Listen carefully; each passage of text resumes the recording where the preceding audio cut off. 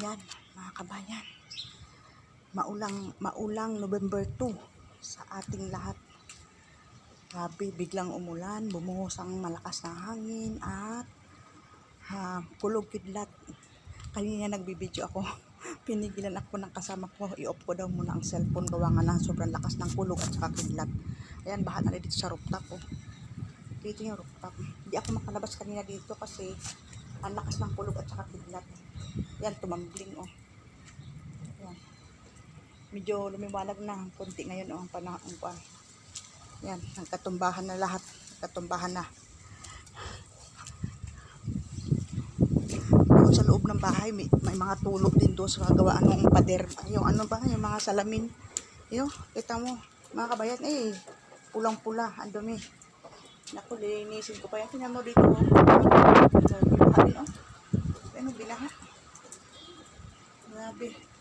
Ano to, pangalawang ulan, ngayong taon na to dito, sa Bahrain.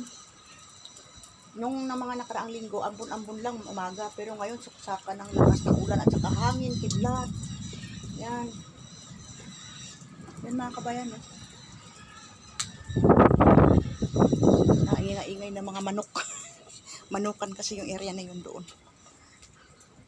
Ito naman yung harapan ng bahay. O yan ang sarap. Pero nandito ako sa rooftop. Dito ako sa tumambling yung sampayan. Tumambling sa lakas ng hangin. Ito naman na tumba-tumba na.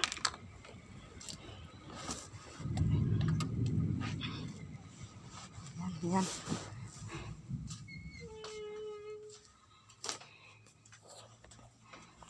Babalikan ko ibang pandinis ko doon. Tapos ako maglinis sa mga kwarto. Ito naman, oh. Tumambling. Doon yan nakalagay eh. Doon nakalagay pero umabot dito sa gitna. Binanago ng malakas na hangin.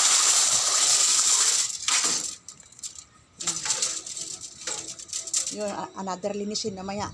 Anuhin ko yan. Pupuntahin ko dito yung tubig na yan. Kaysa ma-stack. Punta muna ako sa kasama ko sa baba sa kusina. Kumustahin ko muna sa doon. Sige po mga kakabayan. Ngayon po ay November 2. Yan, ganito. Anong oras pa lang? Mga alas 2 pa lang ng hapon, ganito. Pero maliwanag na po ngayon. Kanina napakadilim, sobrang dilim. Pero dahil naiulan na, lumiwanag na siya. Sige po mga kakabayan, punta muna ako sa loob. Punta muna ako sa kusina.